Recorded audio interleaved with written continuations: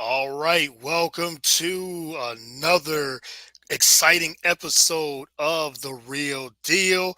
It is the NBA season 2023-2024 season is upon us, and I got a special show, special guest upcoming. So let's get started.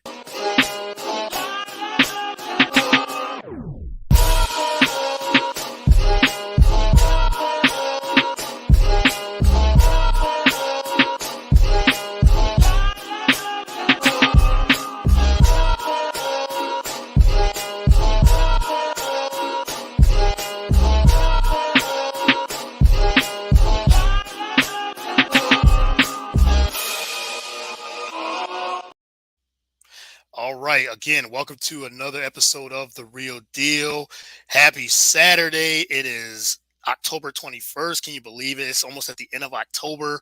Halloween's coming up, and then it's the next few holidays is the winter season and everything, Thanksgiving and Christmas. So the holiday season is upon us.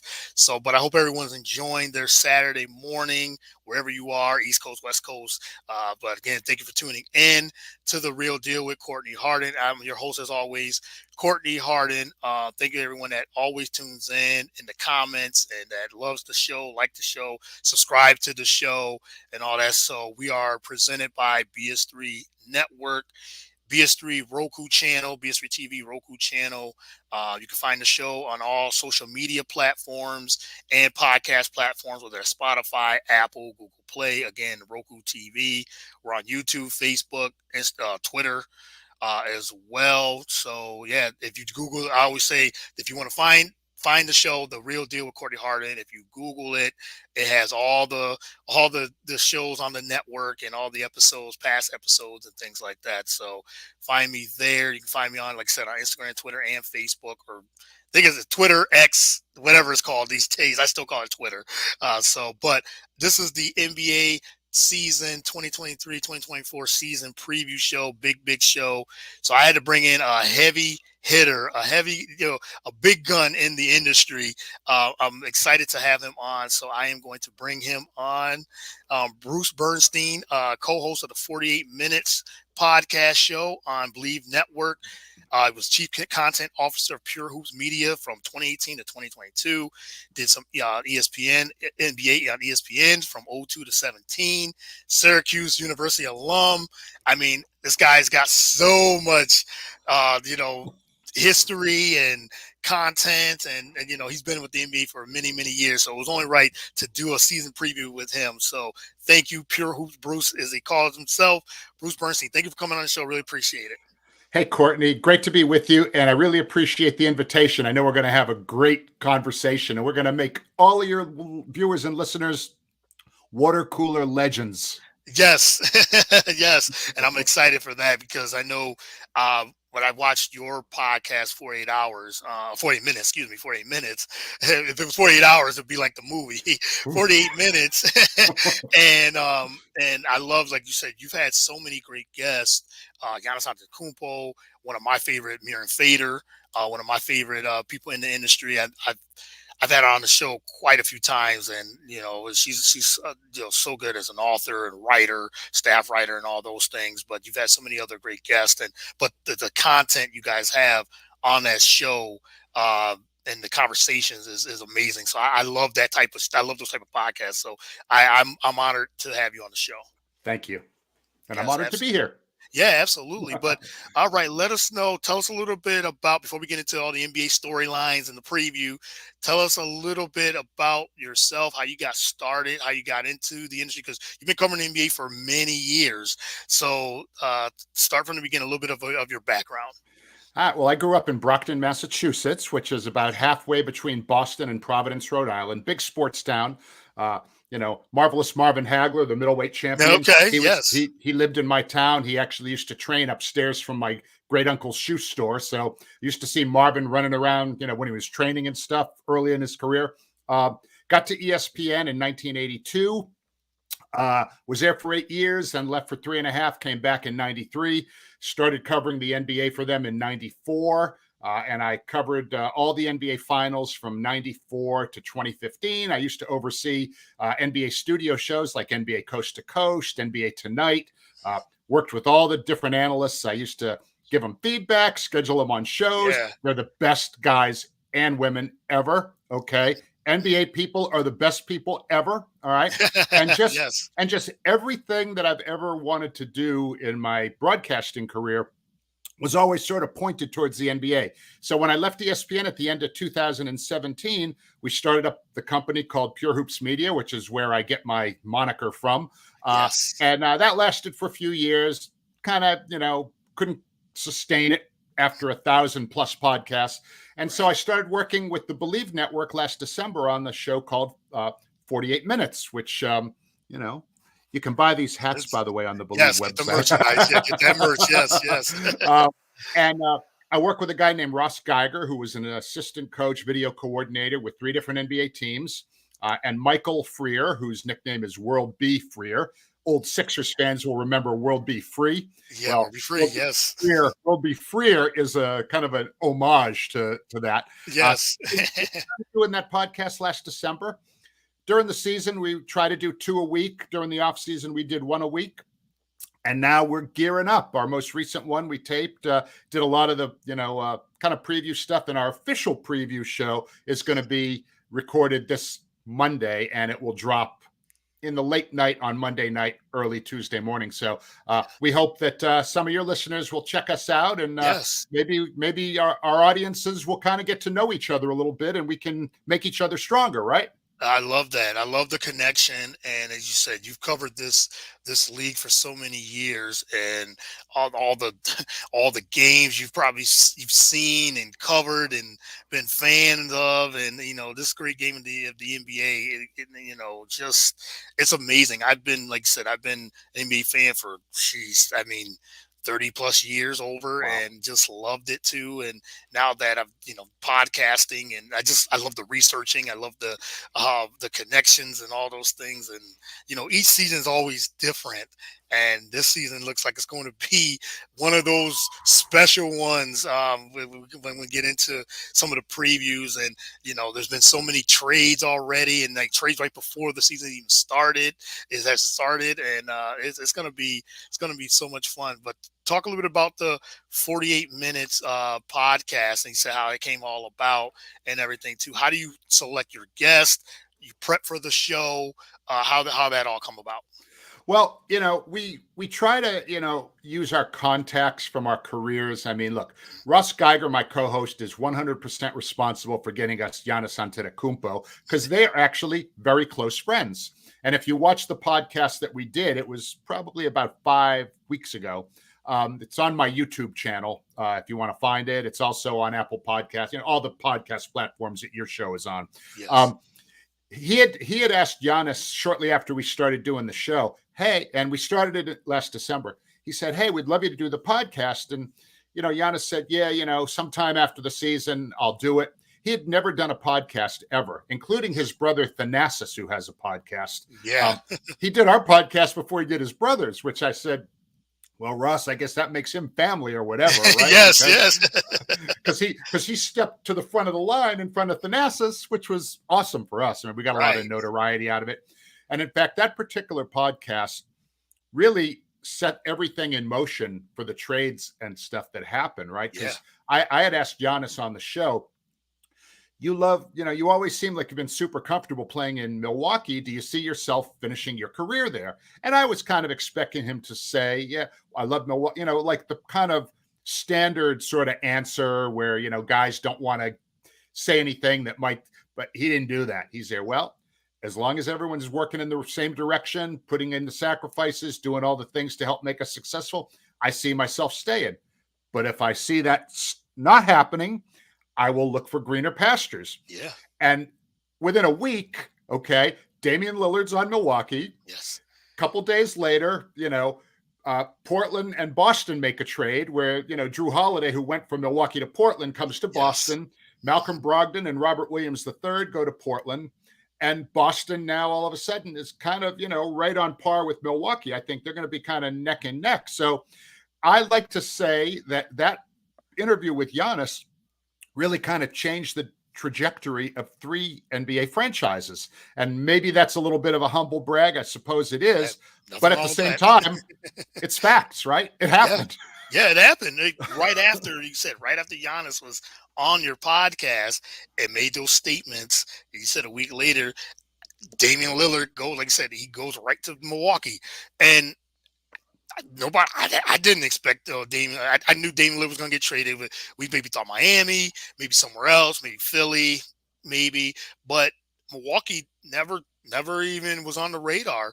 Right. According to reports and everywhere that we read and things like that, there was no talks. But behind the scenes they were talking, so maybe Giannis knew something at that time, or he just put that out there and say, hey, I'm just dangling this little thing here just to see, just I'll poke a little just to see if the Bucks make a move. And they say, he said this on your podcast, he now Damian Lillard is on the Milwaukee Bucks and make them like I said, one of the favorites to come out of the Eastern Conference. I mean, they were already going to be the favorites, but getting Damian Lillard, losing Drew Holiday, like I said, I know we'll get more into that, but that exchange. I mean, I guess you take Damian Lillard over Drew Holiday. As great as Drew Holiday is, Damian Lillard really opens up the floor for the Milwaukee Bucks.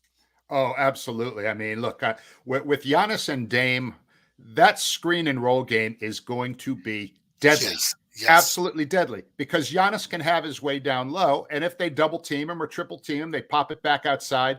And Dame is a threat to score as soon as he crosses half court, right? I mean, right, he'll right. pull up from 40 feet sometimes and Hmm, and hmm. and and splash. So I really feel like with Dame now on that team, see, I think one of Milwaukee's Achilles heels last year was that they had these tendencies late in games to have these offensive droughts. They'd go Yes. stretches without scoring, right? Hmm. And again, Chris Middleton was good, but he wasn't really himself last year. He missed more than half the season with injuries. And when he came Yep. back, he wasn't the Chris Middleton that we know. So now you've got, a fully motivated Dame. Yeah, they'll lose a little bit defensively on the perimeter with Drew Holiday gone, but they'll be a lot better offensively with Lillard. So yeah, I mean, Milwaukee, man, Yeah. they they're a 60-win team, as far as I'm concerned. Yeah, that's a big possibility. And you said you're right. I think during the playoff, those last couple of years, Milwaukee got into a stagnant offense, especially like you said, down in clutch, those last 2-3 minutes where you knew, okay, everybody knew Giannis was going to get the ball and he's going to try to drive to the lane. So they just put a wall in the lanes where he couldn't really operate. There's no space.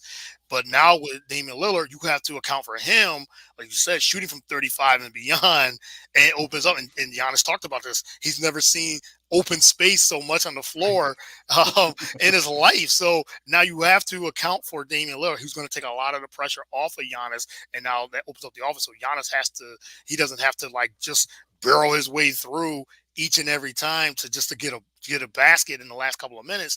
Now you got to got Damian Lillard, who's been clutch for his career, who Oh yeah. has made big shots, has sent teams home throughout his career and weighed by to him. That really. That offense is really going to really be good, and it's going to be a little growing pains in the beginning because they're trying to figure it out. But once they get really rolling, they're gonna be really tough.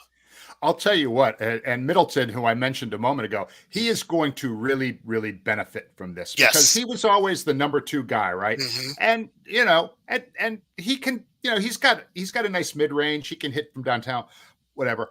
But with Dame occupying some of the perimeter defenders, all Chris Middleton's got to do is just kind of keep moving around out there. They'll Hmm. find him. He is going to have so many open looks, and he's a bucket getter, right? I mean, he's going Yeah. to get good shot. He won't average 20 points, I don't think, because he's not going to get enough buckets to average 20, but he'll average somewhere in the high teens, and he's going to shoot a very good percentage. So he'll Yeah. be very efficient this year. Yes, that's it. He'll be very, very efficient. Like he'll be even more efficient if he can stay healthy. And they got Brook Lopez, they got Bobby Portis.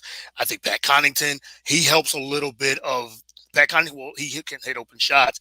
He'll help defensively on the perimeter as well. Like I said, yes, they did lose a lot with Drew Holiday, who's an excellent two-way player, and but Pat Connaughton can move in that a little bit, and I think they still will be decent defensively because Giannis is a great defender. Middleton can be a really good defender as well. So they'll cover for Dame's lack of defense. Even though Dame did say he said, "Hey, I can be a decent defender if I need to be," and maybe he can be. And playing with the Bucks, maybe that will help him become a better defender too. So Yeah. I really like this team. I think maybe this it was not really a weakness, but the coaching because it's Adrian Griffin's first Yeah. season. Um, so that could be something, but he has to lean on the veterans. I think that could really help. That could really help the coaching. I agree with you. It's funny. You kind of took the words right out of my mouth. I was going to talk about Adrian Griffin next. Highly respected assistant for a long time, former Celtic, former lots of teams. Has a son, AJ, who's playing, I believe, for Atlanta right now. So I mean, he's always been, great basketball DNA. But he had hired Terry Stotts Terry as an Stotts, yeah. assistant coach, and a couple days ago, apparently they got into a little thing during a huddle. Like there was a huddle, and Adrian Griffin said to the assistant coaches after the huddle, "I would like to talk to you guys separately." And before Stotts came over to Adrian and the other assistants, he was saying something to Damian and to Giannis. And I guess Griffin yelled at him in front of the whole team, and Stotts quit. So now Terry Stotts is not going to be an assistant coach for Milwaukee. We're going to kind of have to keep our eye on that situation a little bit, because look, I mean, there'll be pressure on Adrian Griffin, no question about it. Everybody's expecting, at the very least, making the Eastern Conference Finals, if not winning a championship. And for a rookie coach, as we saw with Joe Mazzulla last year, that's a pretty tall order. Yeah, very tall order. And you're right. That's exactly that's one of the biggest storylines now. Terry Stotts he quits, and maybe that was a part of the trade of Damian Lillard.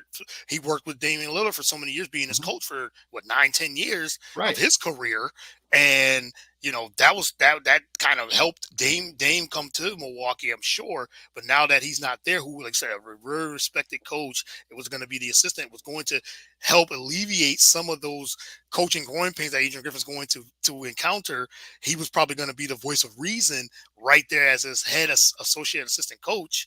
Now he doesn't have that, so that is something to watch out for, and to see how that's going to transpire. So I hope Adrian Griffin has success because he has a very talented team, and we'll see how that all plays out. But Terry Stotts, yeah, to lead a team a week before the season starts is big news. Absolutely. So, all right. Well, once we get back into some of those storylines, I wanted to ask you more about your ESPN career. You said you was there at ESPN. You've seen all the changes and things like that, and even now today, there's so many turnover and so many changes, even with the NBA coverage and all that. That experience of you working for ESPN, how has that from when you started then until what you see today? Well, I mean, having access to so much information, the research department, having the opportunity to cover a lot of games over the years, all-star games, NBA finals, some regular season games, doing shows on a daily basis. I was able to develop a really good network. I mean, I still know most of the PR people around the NBA, and it's a challenge getting guests, although I still ask them. I figure if I ask enough times, maybe one or two of them will come through. You're not going to get anything if you don't ask, right? Right. So, right. So I would, I have contacts all around the league. I have a contact list with a lot of, former players and coaches that I've worked with, people like, Mike Brown and Rick Carlisle, just, the broadcasters, journalists. I mean, people like Ramona Shelburne, Chiney Ogwumike. These people are friends, right? And Mark Jones, Mike Breen, all these people. So they've all been, I learned something from everybody, Courtney. I always sort of felt like I know some stuff, but I don't know everything, right? So I would always try and tap into people's expertise. And when you have access to the very best of the best, like these journalists, these broadcasters, these former coaches who would come work as analysts, Mike Brown was, remains a really good friend. He was one of our analysts. Um, Half of the guys on the San Antonio Spurs who have their numbers retired worked with me at one point. Avery Johnson, Sean Elliott, Bruce Bowen. So when you get a chance to talk to these people and shut your mouth and listen, ask questions, Yeah. right? I mean, because we all love the sound of our voice, right? But Yeah. you don't really learn anything when you're talking. You learn when you're listening. So Yes. by being Right. able to have access to these brilliant people, and just the whole ESPN facility. I mean, I had access. I had access to people at the NBA. I worked on the NBA draft for 15 straight years. I was in charge of David Stern for 11 of them and Adam Silver for 4 of them. So, Wow. Yeah. I feel like I had opportunities to touch a lot of different areas, and very grateful. And it's helping me now, even though I'm not in the TV business anymore. Yeah, I mean, like you said, just the access to be able to, like I said, the research department, or like you said, ESPN is still the worldwide leader. Many changes it's done. It's still like the biggest sports network, even though Oh it has a yeah. lot of competition, but it's still ESPN, and but to, like I said, the connections to for the journalists, the broadcasters, and just to listen and soak in assistant coaches, former players, current players, Exactly. just soak that all that information. That would be like, I love that he said, because if you have a contact listening, but if you're there and working there and you're just listening and just soaking it all in, that's just a lot of information, just to valuable information to have. When you sit and you watch a game with somebody like Tim Legler, okay, Yeah, right. it's like getting a PhD in basketball, because you just because he's like writing stuff down, because he would be preparing notes for production assistants, because he'd want to show video of a certain thing. He'd go up on the touch screen and he'd pause it and he'd put arrows and this and that, and then he'd show you how things unfold. And you just go to a much deeper level. Uh, Yeah. and so having an opportunity to work with somebody like Legler, back when Doug Collins worked with the network, I'll never forget one time. It was the 2015 finals, the first championship for the Warriors. Doug wasn't doing the game. He was on the pregame show or maybe something. So I'm sitting with him down in the green room watching the game. And he is basically saying, predicting what was going to happen. All right. So after that, watch what they do. The guy was just like predicting plays before they happen. I'm thinking to myself, oh my God, this is Yeah. like, I can't even believe this. But it was like, I hope that, I know he's working as a consultant with the Chicago Bulls. So hopefully he's going to take some of that expertise and help get that team out of second gear. Because right now, I think that's where they are. They're stuck right in the middle of the Yep. pack, which is the worst place to be. Yeah, the Bulls they're right in. They say they're right in the middle, and they just seem like they don't go up or down. They're just stuck right in the middle of mediocrity. Really, they're never worse than that, but they're never that much better than being mediocre. And then I just don't understand. They don't make many moves, and the moves they do make, they're small or minor, or if any. And they just like to be in that middle. They could make the playoffs, or they could just miss out one game from the playoffs. So If you were going to predict them, you're going to say, well, they'll win between 40 and 42 games. They might be 500. They might be a game over 500. yes, They might yes, be a game under 500. But mm-hmm. they're like you said, they are straight middle of the pack. Middle of the pack every single year. It seems like, over the last 5-6 years, Yeah. for them. But yeah, you're right. Just you talk Tim Legler, Doug Collins. I remember Doug Collins. After he was coaching, he became, like I said, as an analyst, and he was like. He was, you said, predicting plays. People talk about Tony Romo predicting plays Mm-hmm. and things like that. Right. Doug Collins was doing that years ago. So Doug Collins was one of the, like you said, super, the analytics, and the way he could see the game. And I just used to love just hearing him break down film or break down the game and broadcasting. And yeah, Hubie Brown, he's another one Oh, that does that. I mean, so many years, and Hubie Brown's still going strong at 90 years old. He's still going yeah. strong. So you, like I said, you've had the front row seat to soak that in, and then even have your own thing going on too. So that's I love all that. Very grateful. Yes, yes, it is. I'm sure it totally is. So, all right, let's get into a few more of these storylines. We talked about the Bucks and how what they're capable of. Let's go to the Celtics on the other end, where they said they picked up Drew Holiday. They have Kristaps Porzingis.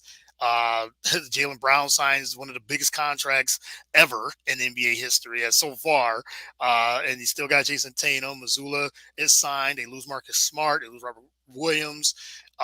They lose Grant Williams as well. So where do you see the Celtics at that top, top two, top three teams in the East? Yeah, I see Boston and Milwaukee almost being Mm, me identically, too.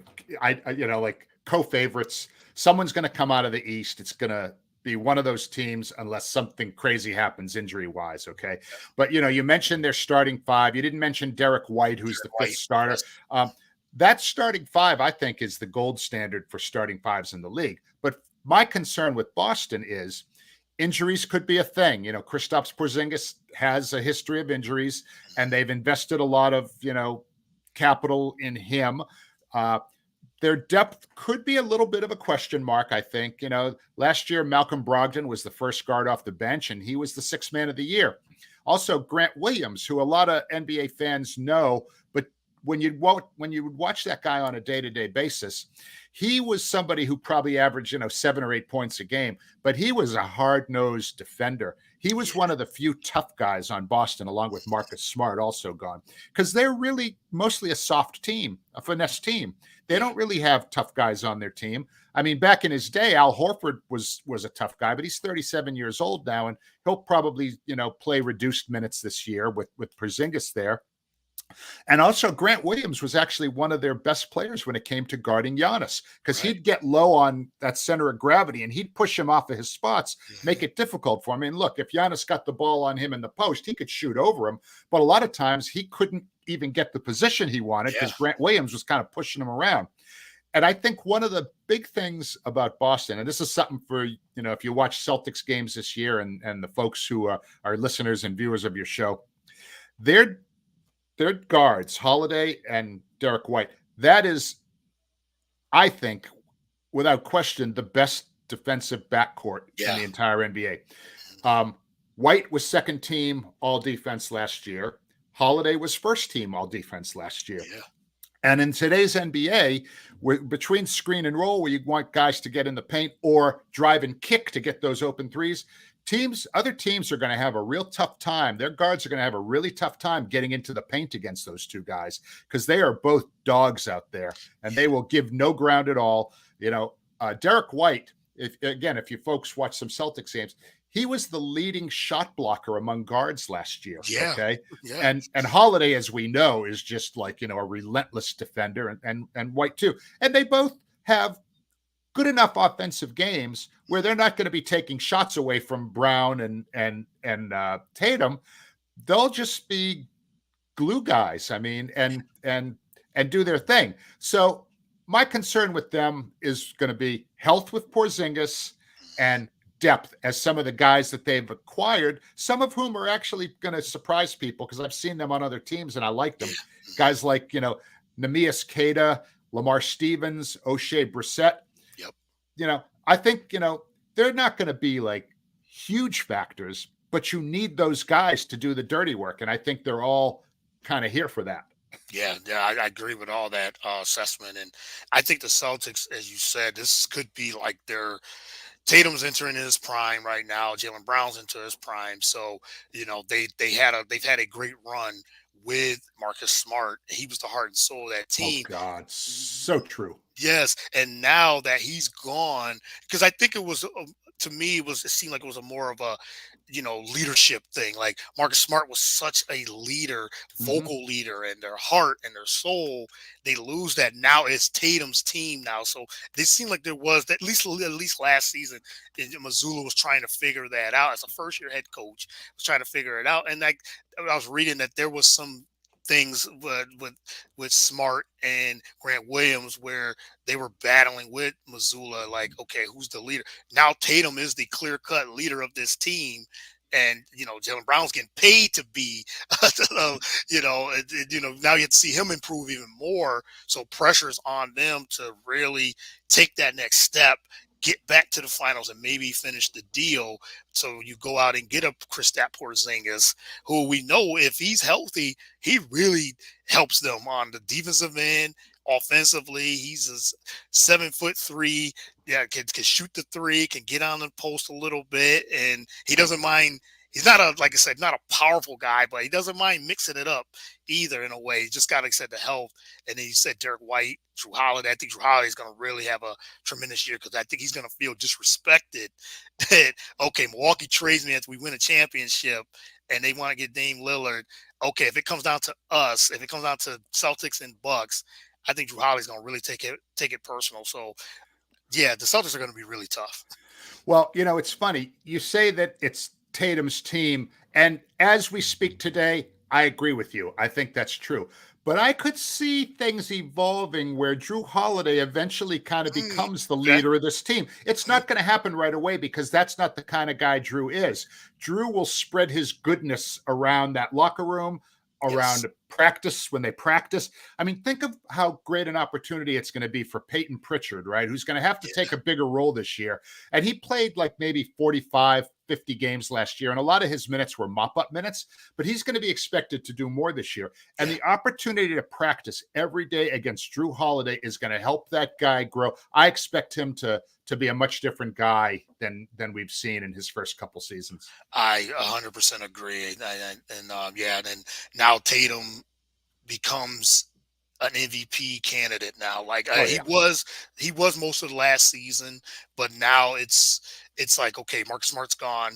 All right, I got to even step up even more. And they like I said, their defense is going to be really something to watch because of that backcourt. Tatum's a really good defender. Jalen Brown could be a really good defender. And as we said, if Porzingis stays healthy, he could be a good defender. So just stand there with your hands up in the middle. Right. Just keep your hands up. Right. Yes. And Al Horford is a good defender. So even at his age, he still can be. I mean, whatever you get out of Al Horford, I think it was. I was to listen to another podcast, and I think they said that Al Horford keep him in bubble wrap for most of the season, and then because he showed he could still be effective when he does not play in a lot of minutes. So, but you're right. I think the depth is a question mark. And I still feel like the coaching again, Mazzulla's now's got to figure out rotations and things like that. So he's got the experience, from the first season.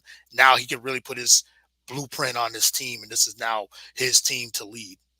Yeah, absolutely. And they did a really good job beefing up the brain trust there. They hired Sam Cassell when Doc got let go in Philly. Sam was available. They brought him in, former Celtic. Charles Lee, who was an assistant in Milwaukee, highly respected guy. And they hired Jeff Van Gundy as like a senior consultant. Yeah. And so he's kind of got his eyes on everything up there. And I don't want to, I said last week, like if Joe Mazzulla doesn't seem like he's up to the job or things aren't going well, there are 3 different people that could theoretically already be, qualified to take over. I hope that doesn't happen. Joe Mazzulla looks like a really good coach.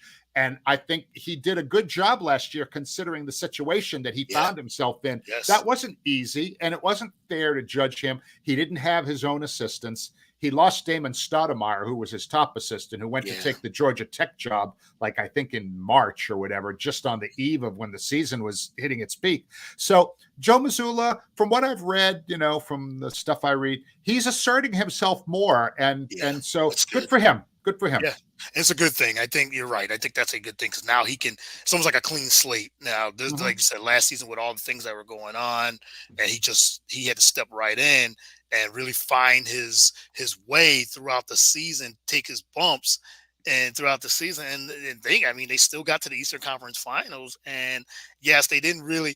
They gave it a series with Miami, but Miami was up 3-0 in that series. Yeah.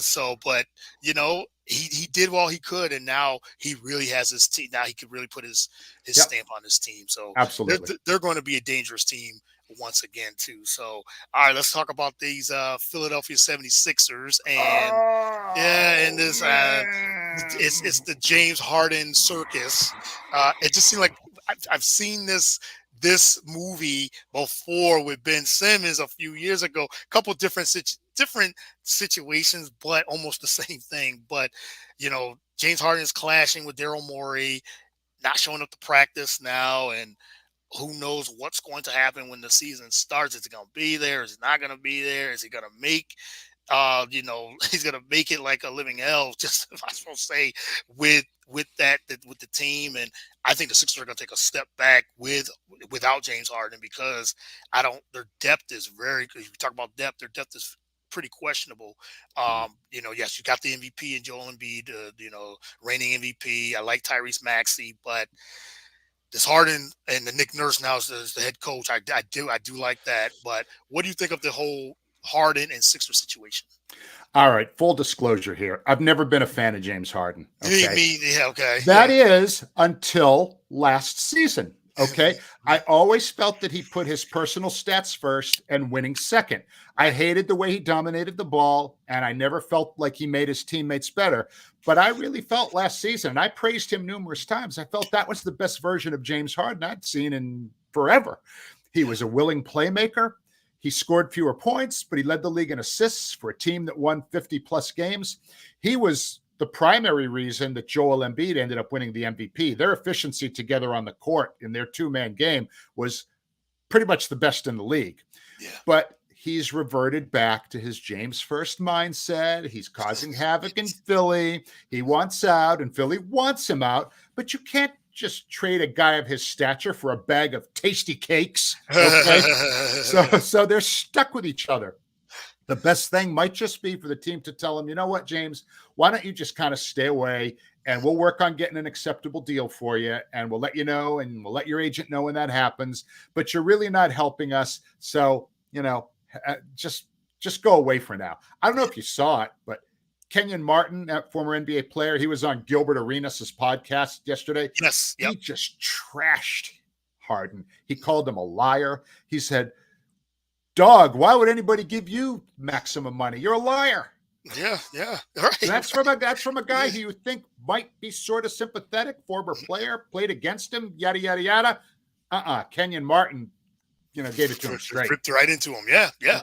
And that's it right there. That's the issue. James Harden has to come to a realization that he's not the same player he was in Houston. Mm-hmm. He's not even the same player he was in Brooklyn. He's still a good player, but he's not a max guy anymore. And I think that's where it gets, where he feels like he doesn't have any leverage. And that's where I think he feels like, okay, I still need to get paid. I still need to get money. I'm not trying to dog him for not wanting to get paid even more. Okay, you want to get your money.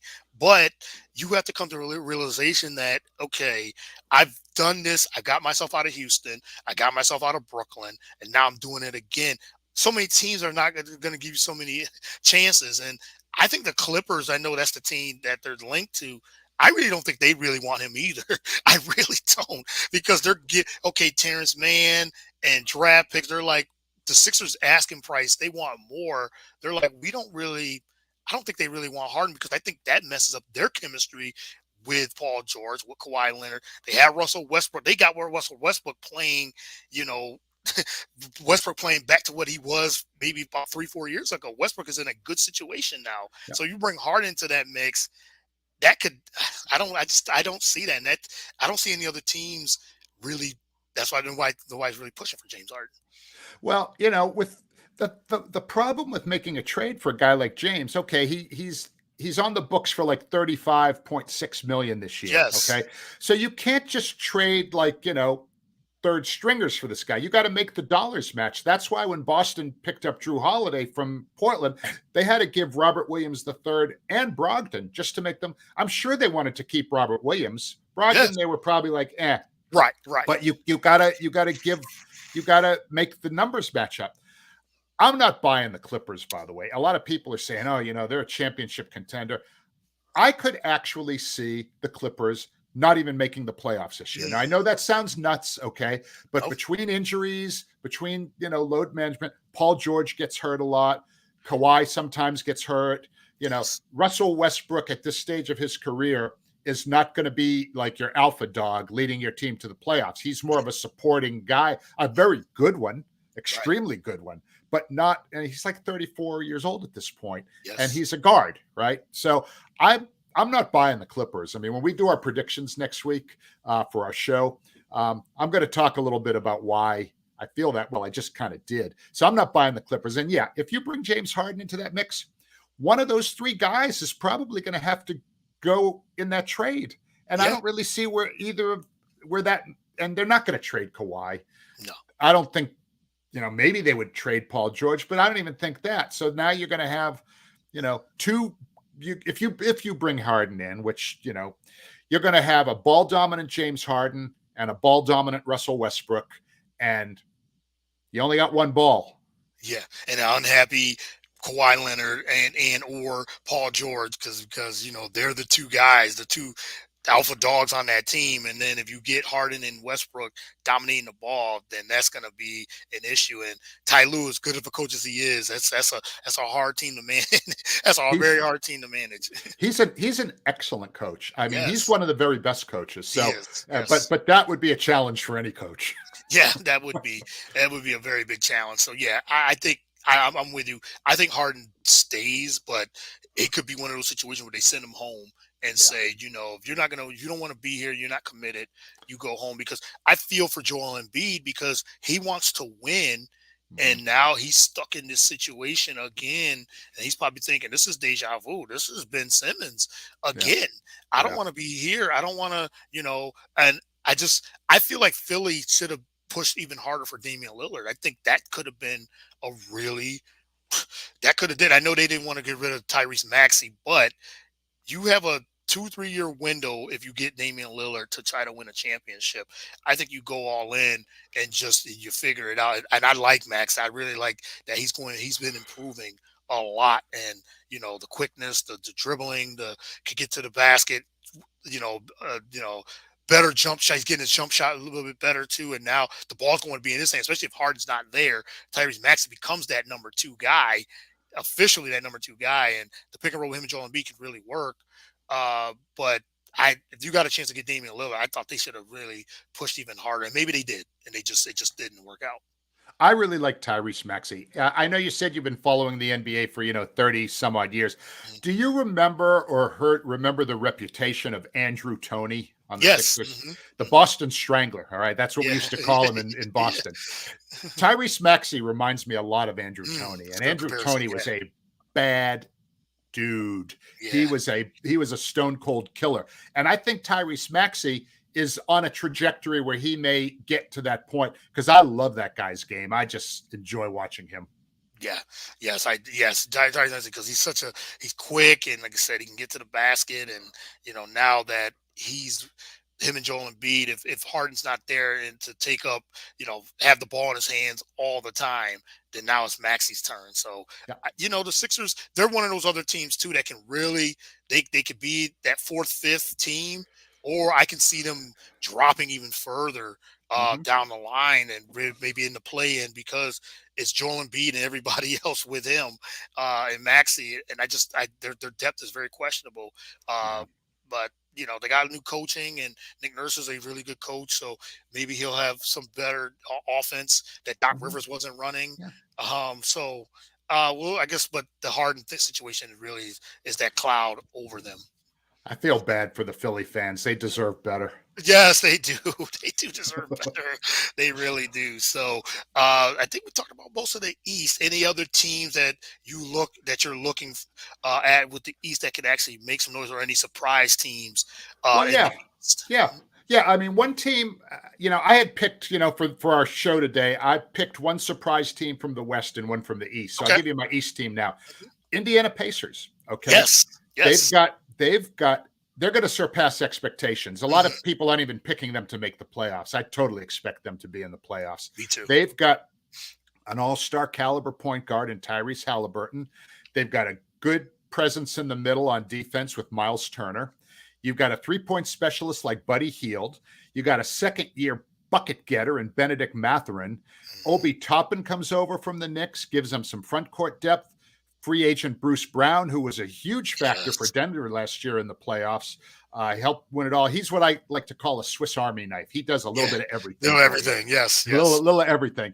And then, and you have Rick Carlisle, who's a tremendous coach, and this rookie, Jarris Walker, man, he's a 6'8", 20-year-old beast. If he gets Mhm. some minutes, he is going to set some great screens for guys like Heald and Halliburton. They're going to be definitely a team who's going to be exceeding expectations in a lot of people's minds. So yes, and it's great. I mean, Indiana is a great basketball city or state rather. So I think they'll do very well this year. I agree. I like Indiana a lot, and just for all the reasons you said, and they're going to be playing more up tempo, and they were already one of the least efficient transition teams last year, and now you add a Obi Toppin and the pieces they have in Bruce Brown, you add those pieces. Bruce Brown just coming off a championship run with Denver, that he just adds to that. Just a guy that wants to run, and Tyrese Halliburton. They're gonna really. I think they're gonna have a breakout year too. So Yeah. I 100% agree. I did want to ask you about one more team, then we'll move to the Yep. West. Yep. The Miami Heat, coming off another tremendous run, and they feel it seems like they're being a little disrespected again too. And yes, they didn't get Dame Lillard. I think that that does hurt a lot, but you still have Jimmy Butler, and playoff Jimmy Butler is a real thing. And like this guy can take it, and their system and what they stand for, and they're gonna think like, okay, everybody's talking about Milwaukee, everybody's talking about Boston. Cleveland is another team that people are putting ahead of them. New York is another team, but Miami, right there. What do you think of the Miami Heat and their chances of getting back to the NBA Finals? They had the worst off season, I They think, did, of any team yes. because they were so sure they were going to be able to get Damian Lillard for a Mhm. bag of chips because nobody else was interested in them, in Damian Lillard, except for them. So they let Max Strus go as a free agent. They let Gabe Vincent go as a free agent, Yep. who's now on the Lakers and is going to be a really good addition to the Mhm. Lakers. So what do they have left? They've got Bam Adebayo, who's awesome. Love that guy. You've Yep. got an aging Jimmy Butler who's still really good, as you mentioned, particularly in the playoffs. He even admits I don't really get interested in what's going on until after the All-Star break. So you're going to have solid Jimmy and Tyler Hero. That's going to be an interesting situation for me because Yes. Tyler's a 20-point guy, but he knows all summer long they were trying to trade him. So Mhm. how's he going to feel about things? We know all about the Heat culture. It really is a thing, Courtney. It really is. I believe in it, and it's been in place for a while. So when we had Marcus Johnson on our show talking about the whole Giannis Lillard thing, I had asked him about that, and he doesn't think it's going to be a problem. He said the Heat culture will paper over any sort of morale problems that a guy like Tyler Hero might have. But I just don't see that team. I mean, Caleb Martin was good last year. I Yeah. don't think he's as good as he played in the playoffs. Uh, and some of their other guys, I'm not, Duncan Robinson. Yeah, okay, he's a one-dimensional player. Yeah. But here's the thing about Miami and why we shouldn't sleep on them, even though I'm basically telling you every reason that I'm sleeping on them right now. They have a great history of developing players there, guys that you haven't really heard of Yes. until they play in that system and they develop under Spoelstra, under Riley, under, just, get kind of washed into that culture. So Mhm. there's going to be a couple guys whose names we don't really know that will probably emerge as decent guys. So I would say, I look at Miami and I'm thinking like maybe 6, 7, 8, somewhere in there. Yeah, because I mean, they barely made the playoffs. They had to in the play in and get that eighth seed, and they got right in. And then, like I said, once the playoffs hit, Jimmy Butler turns it around, and that team and that Heat culture turns around. And I think that's a good point. A great point you made was because they have Eric Spoelstra as their coach, and so there's just arguably the best coach in the NBA. Uh-huh.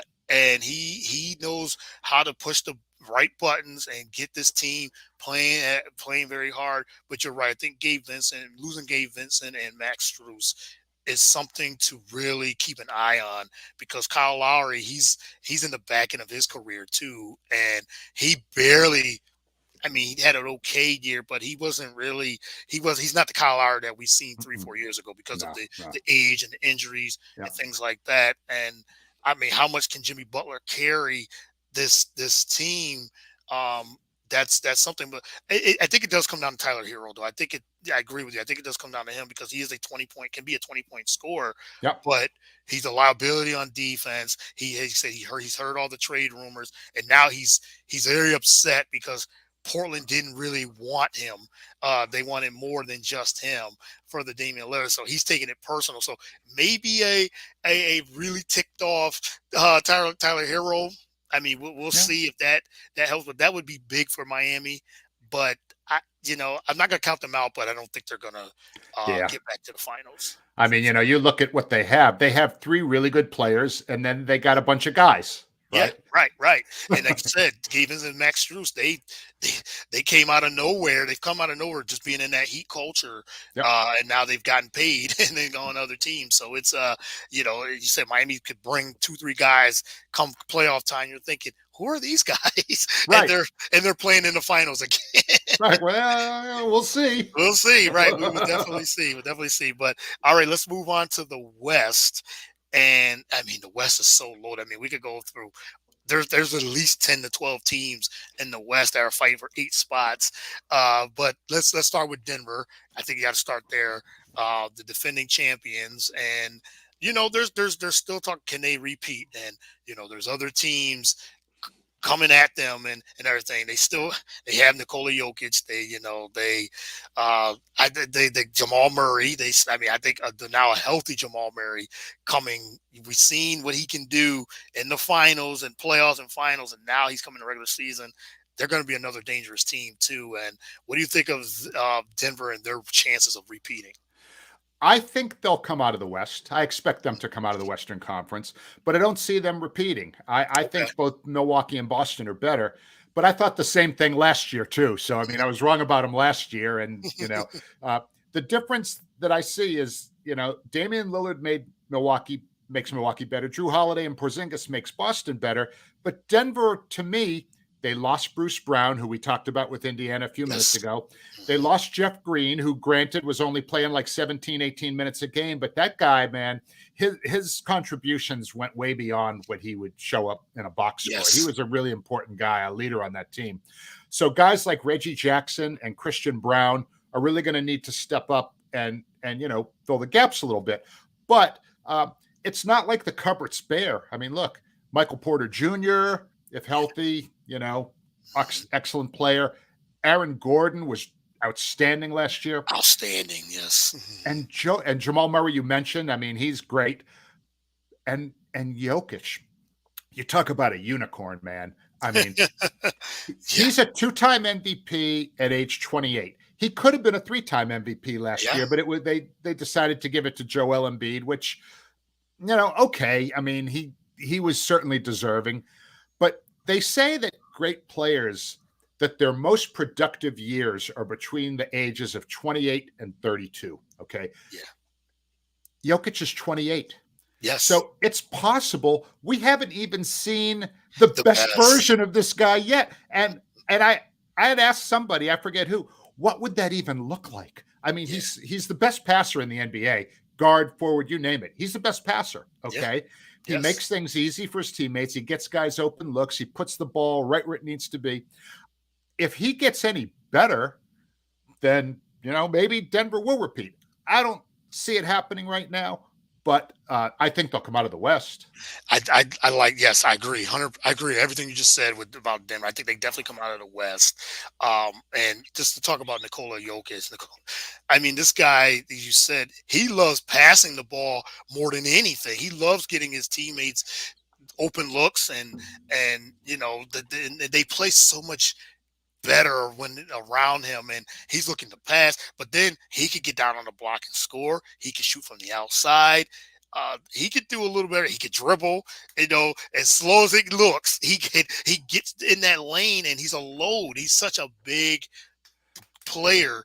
I just like watching him play because he's so good. And as you said, and yes, he won his first championship. As we know, watching and covering and ever for so many years, they get greedy. They want more. It's like he wants another championship. It's like, oh, this feels good. Like, but I want to get there again. I want to win another. I want to win another one and another. So that motivation, and he doesn't care about stats. He doesn't. It just seems like he just goes out there and he plays basketball. He's from that old school era where it's like, okay, just throw me the ball. Okay, what do we have to do to win? He does whatever it takes to win. Yep. But as you said, their depth, yes, losing Bruce Brown and Jeff Green, big pieces of their championship run.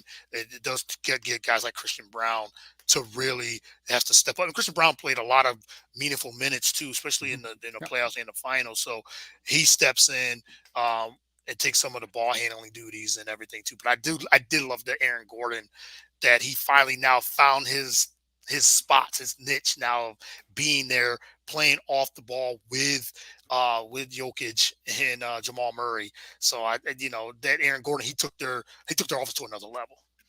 I want to circle back quickly to Jokic because I want to kind of try and explain in my mind some of the things that make him so amazing. Mhm. Um, you cannot speed him up.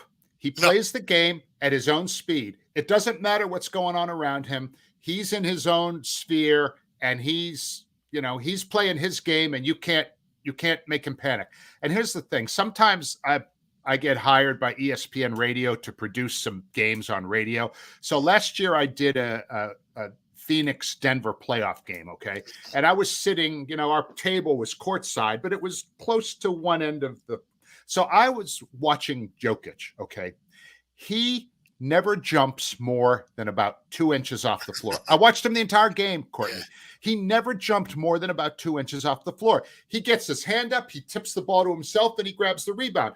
He's not somebody who has to like make big flashy plays where he like someone like Zion Williamson who just explodes up in the air and then lands with a powerful press.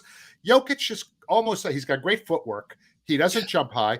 And I believe that because he plays that way, where he doesn't try to jump, he doesn't try to do more than he needs to physically, he'll play 15 years and he won't get hurt because right. he's not going to have all that like weight coming down on his ankles and his knees and his feet. Mhm. Because feet are one of the things that ends big men's careers a lot of time. The pounding. His don't take it. So you watch if you ever get a chance to any of your listeners or viewers get a chance to watch a Denver game, just watch how he is at both ends. He doesn't jump, which means that he's not taking as much of a pounding, and that's one of the secrets I think to his success. Yeah, I mean, great points because you're right. He does play at his own speed and he doesn't rush, and that's why he's so efficient as a big man. He doesn't get rattled at all when double teams come. He's such a great Mm-mm. passer. He averages 8, 9 assists a game, like almost a triple double. He did average Right. triple double. Yep. So it's an effective triple. There's not one of those triple doubles that you think, hey, he just filled up the box score. No, this guy Right. actually is it affects the game in so many ways. And oh, by the way, he can give you 20 to 25 points on any given night when he Absolutely. wants to. And then 12 to 13 rebounds, like in his sleep. So he's become one of those players, like you said, a unicorn in at the highest level. I can't say much. I love Nikola Jokic, and I know there's always the Joel Embiid versus Nikola Jokic. I take Jokic because I think he could just do a little bit more, and he's getting better defensively. I know that was the key, but it's like he's a load. He's 7'2", so he stands there and they can't move it. They can't move him. So he's getting much better defensively too. So Yep. what else can he can't do? It's like he can do everything at a high level. So Exactly. Yep. I agree, totally agree. You brought up Phoenix Suns. They've been the talk of the season as well. They got getting Bradley Beal. They got Frank Vogel as coach now, but they lost Chris Paul and Cameron Payne. They're going to be a dangerous team because of the scoring. Uh, but will they got Nurkic now too? Will they be able to overtake to you? I know we both picked Denver, but can they make it to the Western Conference Finals? Yeah, I think so. I mean, look, the one thing I think they really have to try and get straight on their team is uh, are they going to have a point guard? If they do have a point guard, who is it going to be? And maybe they don't even need a point guard because you've got, KD who can get his shot, Yep. Devin Booker who can get his own shot. These guys, they you give them the ball and they'll create something. Beal is more of a spot up guy. He may end up becoming sort of like the point guard, the de facto point Yeah, guard to or bring the something. ball I'm up. Yes. not sure.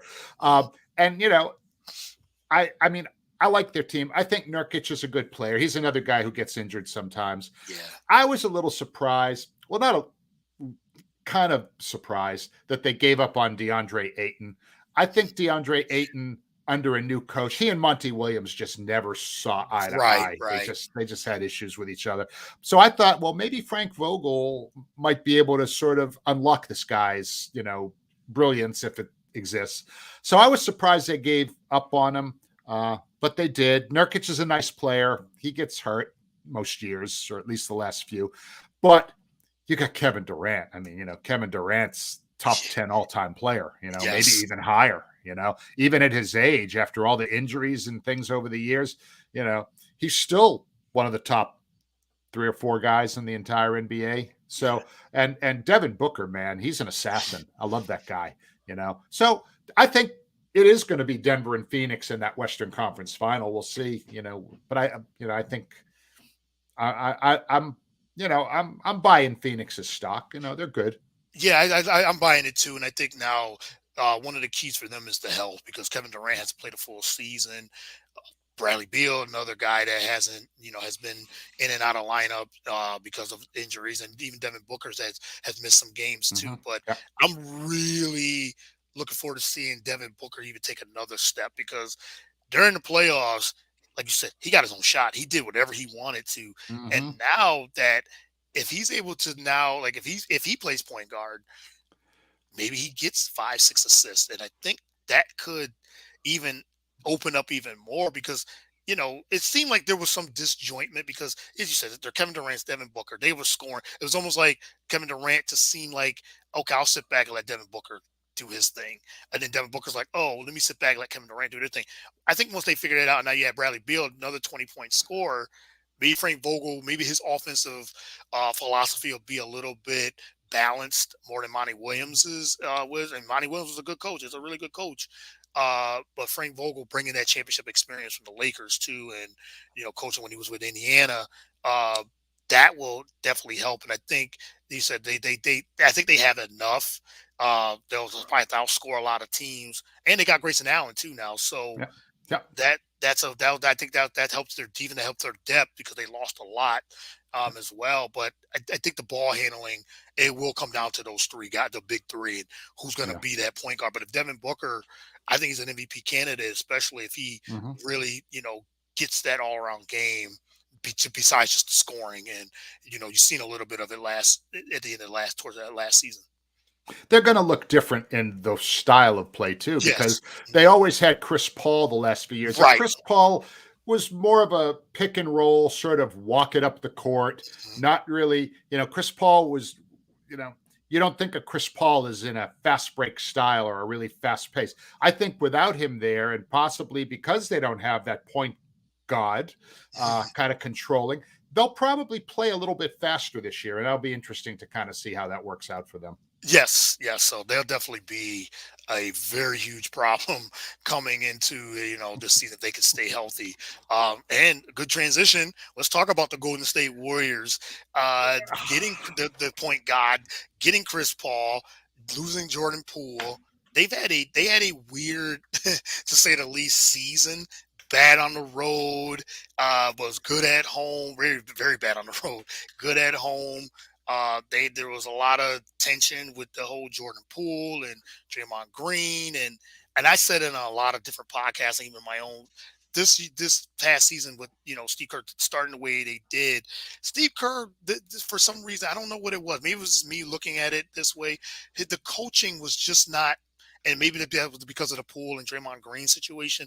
It seemed very, I don't know. He was at odds, like because he would play guys like Kaminga and the young guys, and Moody, but then he wouldn't play them. As it was almost like his rotations were very up and down, and I think it was not one of his best coaching years. Still a great coach, still one of the best coaches we've seen. Yeah. But now they got Chris Paul. what role do you think he will play in this offense? Because you said Golden State loves to move the ball. Chris Paul's one of those guys like to slow it down. So that's going to be interesting to see. They still got Steph Curry, still got Klay Thompson, Andrew Wiggins. But what do you think of the Golden State Warriors? Do they have one more run in them? Here's the thing about Chris Paul. He has played in 1,214 regular season games. He started every single one. He has never come off the bench in a regular season game in however Right. many years he's been in the league. He was in the starting lineup during the preseason, Yes. but it's hard for me to see him starting alongside Stephen Curry during the regular season. I mean, here's the thing. As far as I know, the final decision on that has not been made, Right. but he turns 39 years old in May. Okay. And it seems to me that he'd be ideal coming off the bench, leading that second unit, spelling Curry, spelling Clay, playing around 24 minutes a night. He has been injury prone. And since the Dubs do have title aspirations, if he accepts a role as the leader of the second unit, I think that makes them much more formidable to go much deeper in the playoffs. But accounting for his ego makes that whole thing kind of dicey. See, to Yeah. me, Chris Paul has done everything you can do in the NBA. He's been an all-star probably more than 10 times. He makes zillions of dollars on endorsements. Every State Farm commercial during the season, you see him in Yeah. there. So, I mean, this Yes. guy, he doesn't need the money. He's going to the Hall of Fame. The one thing he hasn't gotten is a chip. Okay. Yep. And if he accepts a lesser role, I don't think Golden State's going to win it this year anyway. But if he accepts a lesser role, I think that gives the team a better chance to win a chip. And you talk about Steve Kerr. I think this is going to be one of his biggest challenges, because if he decides that he doesn't want to start Chris Paul, we'll see how that dynamic works out. Yeah, that's a good point because you're right. Steve Curry, he's good. I mean, he's very good at managing, and I just think it was just one of those weird years last season where they weren't they were good but not good enough, and the whole Poole and Draymond really. I think that really railroaded them right from the beginning. As good as and I love Steph Curry. People that know me, I'm a huge Steph Curry fan, Oh, and he can. I mean, yes, Steph Curry can lead this team and get back to the finals with himself. And if Clay can get back to few years ago Klay Thompson, which is a big ask, but yeah, he's it is. getting older too, Yeah, and not know how many years Curry does have left. And Draymond's not the same Draymond from even 4 or 5 years ago. He's a guy that's been now injured too. He's starting to get those knick-knack yeah, injuries and getting yeah. older. But their depth, they're not big. They Looney. Uh, I love them getting Dario Saric. I think that was a Yeah. good pickup. That Yeah. was a very, very solid pickup. But you know, if they go with the how they finish lineup, like you said, with Chris Paul, with Steph Curry, Clay, Wiggins, and Draymond, they're not big. I think they're going to struggle against those big teams like Denver, like the Lakers. Even the Clippers can they have bigs that can really Yeah. give them problems too. I think that's where the Golden State Warriors will struggle. I think Jonathan Kuminga is going to have a breakout season for those guys Yes. this year. In fact, he's my preseason choice for most improved player. He Okay. averaged he averaged just under 10 points a game last year. I think it was 9.9. Okay.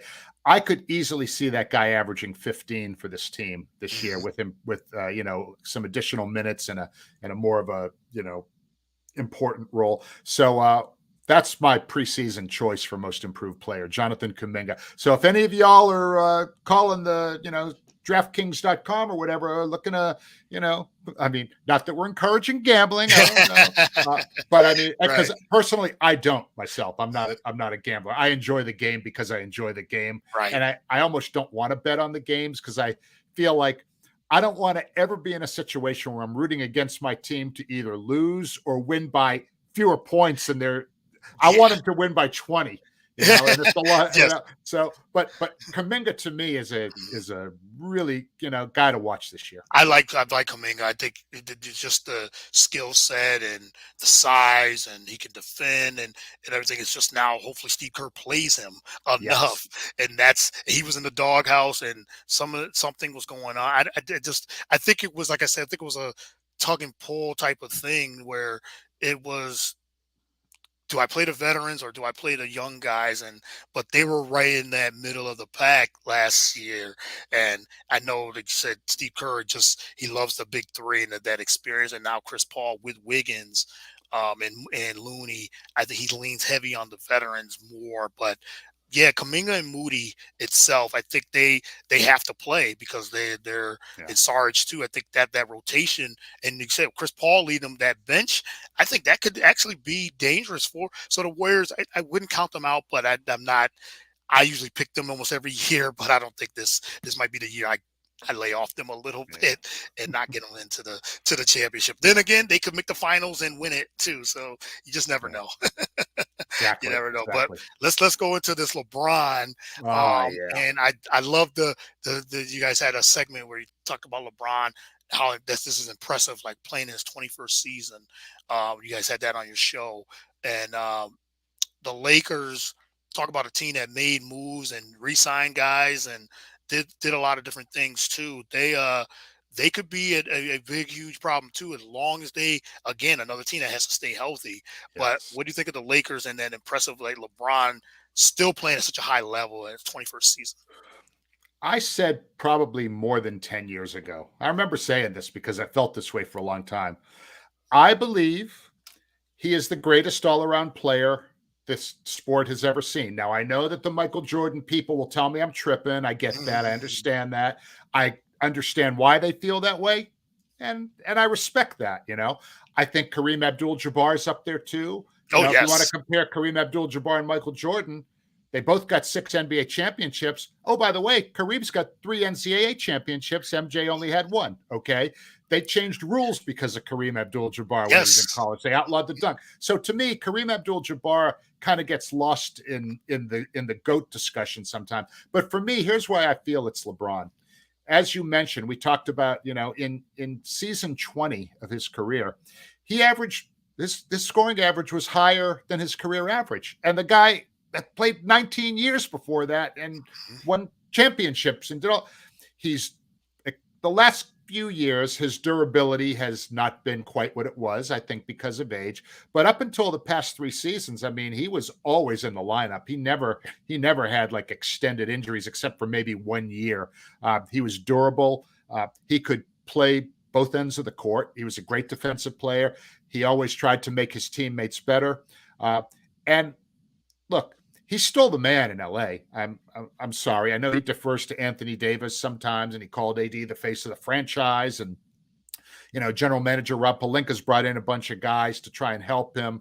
But you mentioned Davis's health. This is something that almost every year the guy will miss somewhere between 20 and 25 games. And for LeBron, the last 3 seasons, he missed like 26 games per season over the last 3 seasons. So health is going to be an issue for this team. They yeah. do have some nice players, Rui Hachimura was nice, Austin Reeves was nice. Some of the, supporting cast there is nice, but it's really all about LeBron and AD. So if they're not healthy, the team won't go as far as their fans hope they'll go. Yeah, yeah, and they picked up Gabe Vincent as we talked Yep. about. That was Yep. a huge with his shooting and defense. That helps. I mean, the Lakers they're going all in, and Austin Reeves has improved so much, and they re-signed him as well. I really like the pieces the Lakers are putting together. But as you said, it starts with LeBron and Anthony Davis, and with LeBron trying to like push it forward to Anthony Davis. It's almost like I'm handing this to you, like this is your team. Like you said, LeBron's still LeBron, and if it all comes down to the end, it's still going to be LeBron making that decision, taking the last shot, whatever it takes. But Anthony Davis. And we've seen it, and we see it in spots. It's like this guy's a top 5 player, top 10 player when he's healthy and motivated and in shape. So there's a lot of different variables to make that because Eddie Davis, I always called him the X factor. He's like the big X factor. When he's right and healthy, he's unstoppable. I mean, the guy can give you 25, 30 points, 10, 15 rebounds, and he's a great defender. Yep. And he blocks shots, he moves. He can, like, there's not many centers that can, and I know he doesn't like playing center, but he plays center. There's not many centers that can guard him. Even Joel Embiid and Jokic, he would give them issues because of the athleticism, So Anthony Davis, like, this is just the health and the motivation, it seems like now. And you would think playing with a guy like LeBron, he would get more of that. But I think once he won that championship, he really celebrated a lot. Yeah. Anthony Davis did. And but the guy is very talented. I know he gets that rap that, well, is he going to play? Is he not going to play? And when he does play, what Anthony Davis are you going to get? But Yeah. I think a motivated Anthony Davis in better shape is makes the Lakers very, very unstoppable. Oh yeah, and I really like Darvin Ham, their coach. I think, Yes. I had a chance to talk to him a few times when I was producing some playoff games for ESPN Radio last year. I did 3 of the games in the Lakers Warriors series, so we would do pregame interviews with these guys for the pregame show. Had a chance to talk to him. He is just a solid guy. He's got a Yeah. commanding presence. He's got Yes. a physical presence. He's somebody that if he gets up in a player's face, it's not going to be like, this little guy against a big dude. He's about solid 6'4", big, shaved head. He's the Mhm. kind of guy that he's really nice, but don't mess around or you'll find out that he can maybe not be so nice. And I Yeah, love yeah, guys like exactly. that. Exactly. So yeah, so the Lakers, I like their depth. The Lakers have the pieces to really make another run like they did, and getting, like you said, getting Rui Hachimura, getting those pieces. With the touring Prince, I like that. Jared Vanderbilt, Gabe Vincent, we said Christian Yep. Wood.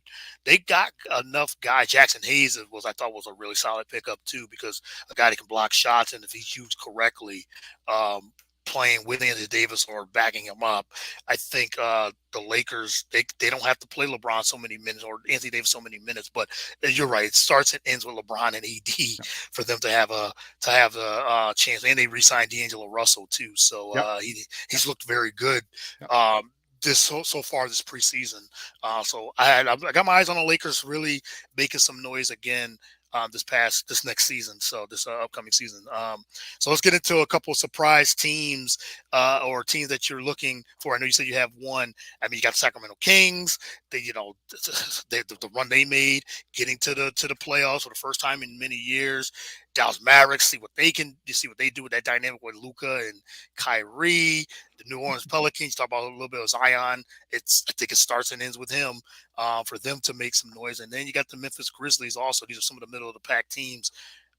John Morant being suspended for 25 games, but getting Marcus Smart. Do they have enough to hold it down before Ja comes back? But any teams there, OKC, another surprise team, Yep. I think that's gonna pretty much improve. That's one of the teams I got my eyes looking for. But any Yeah. team that you're looking at in the Western Conference that could be a surprise. Yeah, OKC, absolutely. Yeah. I really Yes. like them to make the jump into the playoff field. Last Hmm. year, they made the play-in tournament. They were led by Shea Gilgeous-Alexander, and they got another guy in the backcourt, Josh Giddey, who's really, really exciting player to watch. Exciting player, yes. He begins his 3rd season, but he just turned 21 years old, I think, earlier this month, and this is going to be his 3rd year. They have excellent role players like Lou Dort, and they have 2 Jalen Williamses, but the Jalen Williams is, I think, the better one at this Better player, point. yeah. And then they got Chet Holmgren, who missed Yes. last season. He was the number 2 overall pick. The year he came out, he missed last season with a foot injury. He's going to be a real presence in the middle for that team at 7-1. It's funny. We were talking about Rookie of the Year candidates on our last show. And, the 3 guys that we kind of pegged as the likely top 3 rookies are Holmgren, Victor Wembanyama, and Scoot Yes. Henderson. I think Holmgren will be playing for the better team of the 3, but it will Yeah. hurt his Rookie of the Year chances because he's not going to be out there putting up numbers. He's going to be out there being a complementary piece for a team that should be in the playoffs. Whereas Victor, I don't know that San Antonio is going to make the playoffs. So he's going to get his touches and his shots, although I could see Popovich keeping his minutes under control as he continues to build his body up in the weight room and all that. And Scoot Henderson, I think, will be the Rookie of the Year this year because he's got the keys to the offense. He's got a coach who's a former point guard. So I think, again, I think Portland will actually be a better team. They're not going to make the playoffs, okay? But they were garbage last year, and I think they're going to be not garbage this year. Yeah, You and know, they I picked like up. DeAndre Ayton on their Yeah. team. I Mhm. like Scoot Henderson. I like, Jeremy Grant, Anthony Simons. They got nice guys. They just need to kind of mature Yeah, together. and then I think they will be, like you said, bringing those all those pieces together in Portland, and they got draft picks now, and Oh, they're just built. And who knows, they might keep Robert Williams, and they yeah, just they could keep a lot of those guys, and just having some veterans there yeah. with this young team. They're Brogdon. they remind me of OKC. Just building, Yeah, getting all these draft picks, and then drafting the right guys or getting guys in trade, young guys and having a few veterans here and there. But yeah, I think Portland they won't make the playoffs, but they're going to yeah, be, I think, a little bit more improved than a lot of predictions. yeah, But I do like the OKC team, and Shea Gilchrist Alexander was fourth in scoring last year, and really had this team. Uh, without Chet Holmgren, really had this team buzzing. Now you get Chet, who can just come in, be the talented player that he is, and I really I like that with the pieces they have too. But yeah. last topic I want to talk about is Victor Wembanyama. Kind of touched on that. Let me ask you this: is the hype real to you? What you've seen so far? I know it's early, but is the hype real? Well, if you kind of look at the skill set that he has, Mhm. okay, uh, he can shoot the ball. No one's going to block his shot, right? So Right. I mean, he can go out to the 3-point line and shoot. He can shoot anywhere. If he gets down in the post, I mean, nobody's going to block his shot. If he ever were to, like, call up Kareem Abdul-Jabbar and said, "Hey, Captain, can I come train with you and learn that Yeah. sky hook?" He might be completely unstoppable. He's got a great handle, right? I saw him make moves with the ball where he would kind of showed flexibility, get around guys, didn't Yeah. necessarily dunk over them. Uh, I would say, yeah. I mean, look, with him, I'm concerned with him. First of all, he's with the right franchise. He's Yes, with that's he's it. with a franchise that will nurture him. San Antonio, the fan base there is very, very forgiving and very loyal. They don't boo their team. If he has a bad game, they're going to still cheer for him because they see him as their savior, and they're not. It's not like in Philly or New York. If a guy Yeah. misses 5 shots in a row, you start hearing the crowd like murmuring, and when Booing. they miss the Yes. next one, that's when the boos come out. That Yep. won't be happening with him. So I think he's in a nice kind of nurturing environment. He's only 19, right? So Mhm. he has to mature physically. He has to mature with his mindset and all that. But look, he's got Tim Duncan there. He's got David Robinson there. That Spurs family is really a thing. I mean, the Heat have their culture. The Spurs have one too. Yep. A little bit different. So I think the hype is real. I mean, I think he'll be in the top 3 for Rookie of the Year. Like I said, I think Scoot's going to win it. But yes, what have you seen from Victor that you like? Oh, everything you just said, like the ball handling. I mean, you've seen it during when before he was drafted. You've seen the ball handling, but now transitioning that just like in the early stage. Now players are going to go at him. They're going to go right at him.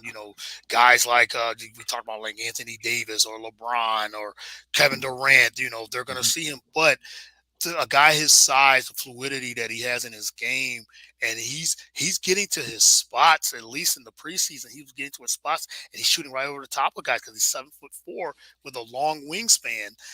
So I'm liking that. I love the ball handling and him able to get to the rim and do a lot of different things. And the jump shot is is coming along, and he could Yeah, he could definitely shoot the basketball. So I'm seeing a lot of good things with him.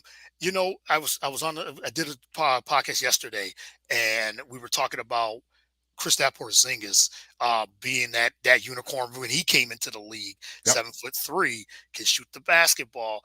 Not much handle like a Victor Wembanyama, not the ball handling, but kind of a little bit similar games. I think Victor Wembanyama is a little bit better Mhm. athletically, but it's that the height and the size. So yeah, I think the best thing for him is he's in that culture, that Spurs culture, and it brought back Popovich. Remember, Popovich was on his way to retire. They get the number one pick. He's like, yeah, I think I'll come back and coach this guy for a couple seasons. I got something. I got another 7-footer rarity of a player that I've had David Robinson, I had Tim Duncan, now I got Victor Wembanyama. Sure, I'll come back. You don't have to pull my arm. I'll come back and coach this guy. Well, it's funny because when they made it into the lottery, I just knew that the Spurs were going to I get did him. too. Yes. You just knew it because it's like Mhm, we've seen this movie before. mhm. David Robinson, number one overall pick. I think Yeah. it was in '87. Tim Duncan, number one overall pick in '97.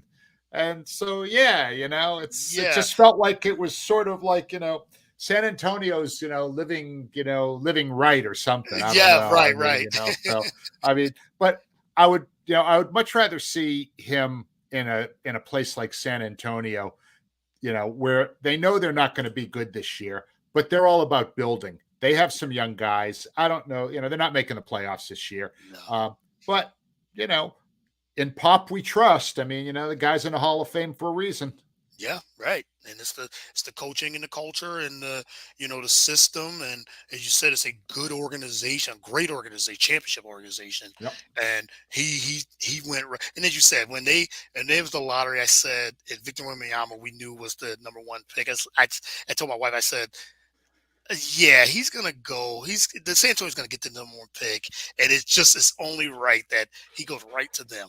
Yep. It was just like you said, it fit. And Popovich, like I said, he just said, yeah, sure, I'll sign an extension, another 2 3 years. Let me get this guy on track, and then maybe I'll retire. But he's at least in the right situation Ah, to, yeah. Yep. to develop slowly if he needs to and get there. So I totally agree with that. So, but Cool. the last one I was going to ask you, Yep. just your finals. Uh, who do you have in the finals? I know your prediction. I know you're going to do your predictions on your show, but Yeah. who do you like? Who do you like in the finals and to win the championship? Well, in the West, I have Denver over Phoenix in the conference finals. So Me that's too. got Denver in the finals. Milwaukee and Boston in the East. I'm giving it to Boston because I'm a Boston fan. If I were a Milwaukee fan, I'd give it to Milwaukee. I think those Yeah. teams are just so close. And but I know it's going to be one of them. So I'm going to say Boston versus Denver in the finals. And then look, how can I not pick Boston to win the championship? If Right. I'd have to hand in my green card, if I ever did that. Right. Right. Who do you have? I got the same teams in the Western and Eastern Conference Finals, but I have Denver over Phoenix in the West, and I have Milwaukee over Boston in the East. And I got Milwaukee over Denver in the final. Okay. So I think Giannis and I think Damian Lillard will get his first championship. I think he makes that much of a difference for that team, and it just opens up the offense.